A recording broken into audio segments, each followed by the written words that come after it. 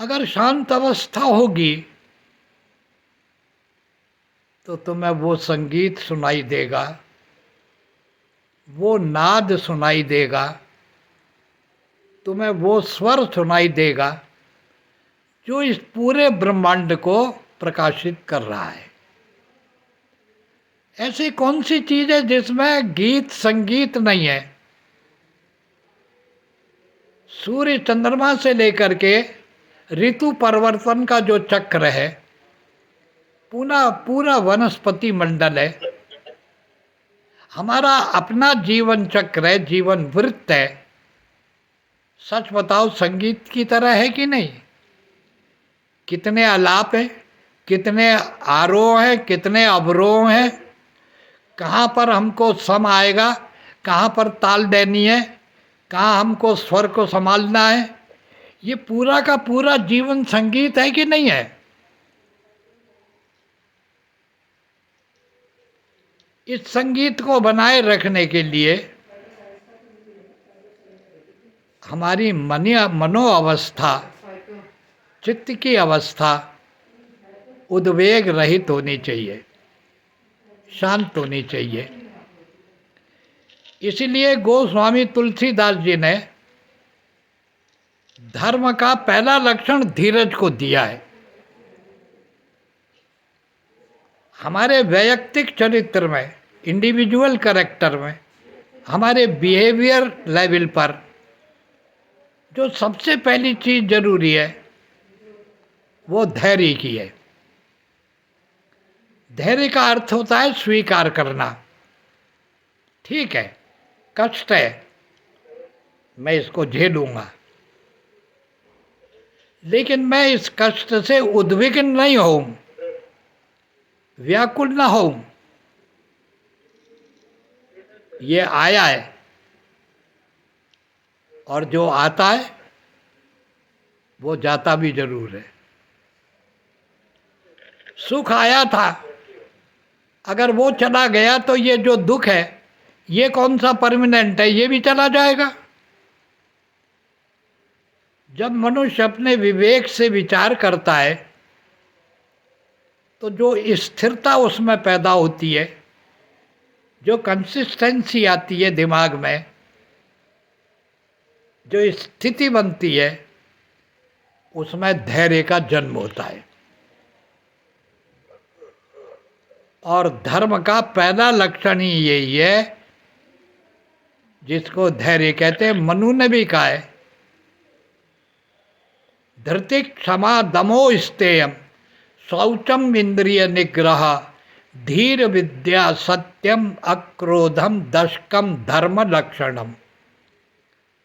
धर्म के 10 लक्षण दिए मनु ने। हमारा ये प्राचीन ग्रंथ, चाहे आज के जमाने में कितना भी विवादास्पद क्यों ना हो जाए, ये मनु स्मृति का ग्रंथ है। और आजकल के इस मॉडर्न टाइम में किसी को गाली देनी हो तो कह दो मनुवादी है, गाली बन गई। जिसने हमको एक कोड ऑफ कंडक्ट दिया कि तुम्हारा चरित्र कैसा होना चाहिए, तुम्हारे जीवन में क्या वैल्यूज होनी चाहिए, आज उस मनु को इतना नेगेटिव कर दिया कि अगर किसी राजनेता को कह दो तू मनुवादी है तो वो लड़ पड़ेगा आपसे कि मेरे को मनुवादी क्यों कह रहा है। तो क्या कहते हैं, फ्राइडवादी है, कामवादी है, ये कहते हैं तो शायद बुरा नहीं लगेगा। लेकिन मनुवादी कह दिया तो मारपीट को तैयार हो जाएगा। उस मनु ने कहा है कि धर्म का पहला लक्षण ही धैर्य है। जिनमें धैर्य नहीं, धैर्य का मतलब है स्वीकार करना। और ये स्वीकृति, जो स्थिति आई है, जो परिस्थिति आई है, ये मेरी स्थिति है, मेरी परिस्थिति है, मैं इसको स्वीकार कर लूं। अगर ये अच्छी है तो संभाल कर रखूं, अगर ये परिस्थिति और स्थिति अच्छी नहीं है तो मैं इसको अच्छा करने का प्रयत्न करूं, ये धैर्य का अर्थ है। धैर्य का केवल ये अर्थ नहीं है कि कोई एक चांटा गाल पे मारे तो तुम दूसरा मार दो या तुम दो और खा दो, ये नहीं है। धैर्य का अर्थ है स्वीकार करना, स्थिति को स्वीकार करना। तो धृति ये गुण जिनमें होता है उसका एक रिएक्शन होता है, धैर्य का एक रिएक्शन होता है। जिन लोगों में धैर्य होता है उनके अंदर एक बड़ी अद्भुत प्रतिक्रिया होती है, धैर्य का रिएक्शन बड़ा गजब का होता है। मैं सुनाऊं आपको, देखो रिएक्शन क्या होता है, जरा गौर से सुनो। जिस मनुष्य में धैर्य होता है उसमें क्षमा की शक्ति होती है। जो धैर्यहीन है, खुद व्याकुल हो गया, खुद अशांत हो गया, वो तो हिंसक हो जाएगा। लेकिन जिसमें धैर्य होगा वो क्षमा भी कर देगा। क्षमा उसी का गुण होगा जिसमें धैर्य होगा। धैर्यम यस्य पिता क्षमा च जननी शांतिश्चिरम गेहनी। अरे हमारे परिवार में कैसा बढ़िया हो, मैं धैर्य को क्या मान लूं कि ये पिता की तरह मेरी रक्षा करेगा। जिसके जीवन में धैर्य आ जाता है तो धैर्य उसका पिता होता है। पिता किसको कहते हैं? जो रक्षा करता है। यह स रक्षति स पितु, जो रक्षा करता है वो पिता है। धैर्य आपकी रक्षा करेगा, और धैर्य से हीन हो गए तो विनाश को प्राप्त हो जाता है। तो धैर्य का गुण जिनमें होता है उनमें क्षमा का भाव पैदा हो जाता है। जो धैर्य और क्षमा दो गुणों से युक्त होते हैं उनमें सेल्फ कंट्रोल का मादा पैदा हो जाएगा, दम पैदा हो जाएगा। धैर्य एक ऐसा बिंदु है कि अगर जीवन में धैर्य की धारणा आ जाए, धैर्य की प्रवृत्ति आ जाए, उद्विग्न से हम मुक्त हो जाएं, व्याकुलता हमारी दूर हो जाए, तो आप और हम दिव्य गणों से, दिव्य संपदा से परिपूर्ण है, दैवी संपदा से भरे हुए हैं। अरे आप और हमारे ही तो वंशज थे जिन्होंने अपनी हड्डियां भी दान कर दी थी इंद्र को कि ले जा, वृत्रासुर का हनन करना है और हड्डियां चाहिए, तो दधीची ने अपनी हड्डियां दे दी थी। ये जितने भी हमारे स्वतंत्रता के लिए या मानवता के लिए कुर्बानी देने वाले, जीवन को न्यौछावर करने वाले, जवानी को त्याग देने वाले, सुखों को त्यागने वाले जितने भी ये विशेष पुरुष पैदा हुए, इनमें क्या गुण था? यही तो गुण था।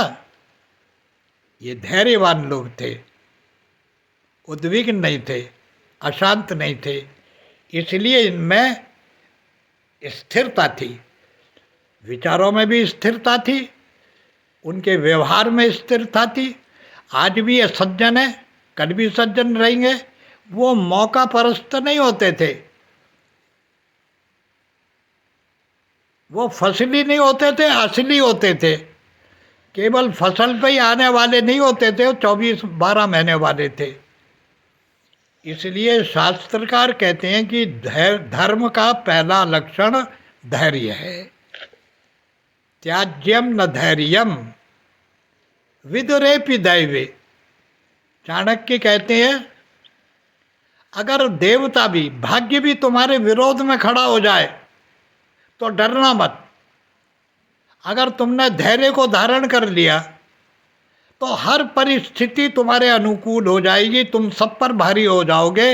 इसलिए त्याज्यम न धैर्यम विदुरेपि दैवे। तो उपमा दी कैसे?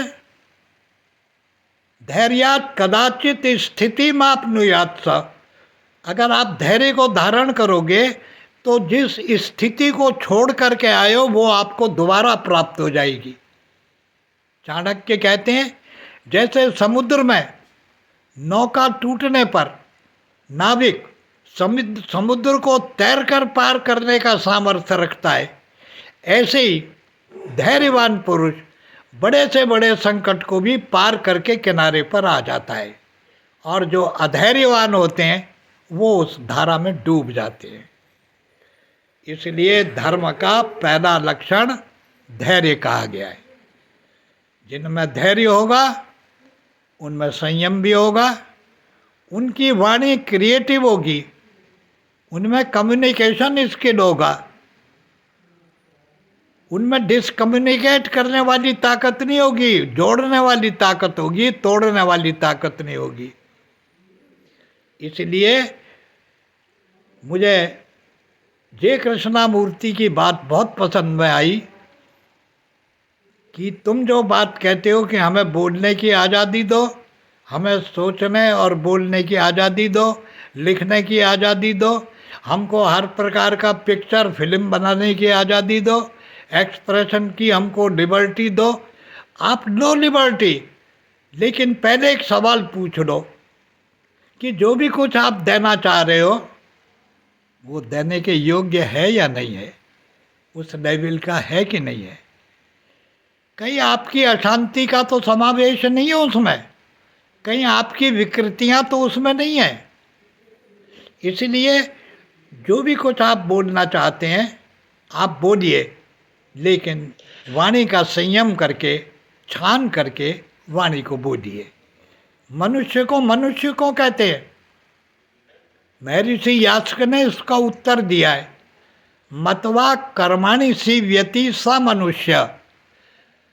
जो कर्म करने से पहले, बोलने से पहले, काम करने से पहले विवेक की चलनी पर सब चीज़ों को छान करके और रिफाइन करके आगे बढ़ता है, उसको मनुष्य कहते हैं। यही उसकी मननशीलता है, और ये मननशील जो होता है वो मनुष्य कहलाता है। और जो उद्वेग में, एक्साइटमेंट में, जो अशांति में, उत्तेजना में कर्म करता है उसी को तो पशु कहते हैं। यही अंतर है मनुष्य और पशु के अंदर।